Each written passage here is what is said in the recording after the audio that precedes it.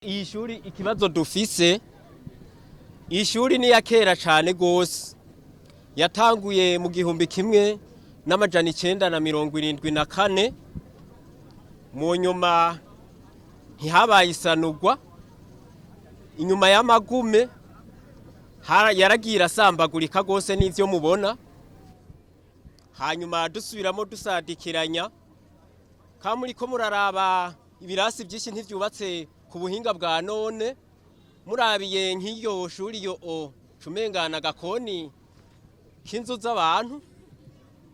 Hanyuma igituma aya mabati nayo ataramye kubera ari imaze ibihe vyinshi atasanurwa ribaye, kandi ingorane yagize mu misi haraba igihuhusi kikaguma kigurura amabati hama dusubizako, hanyuma rero murabona yuko ashaje.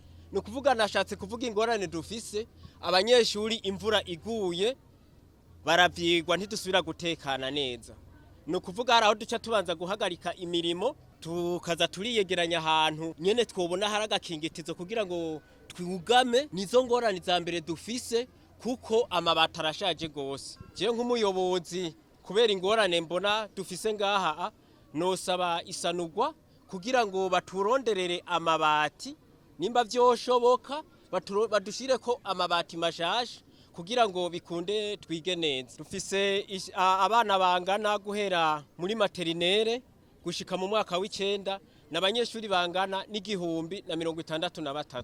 Muri moyenne hariho nk'ishure rimwe nk'iryo muri materinere ririmo nk'abana bashika abanyeshuri 116.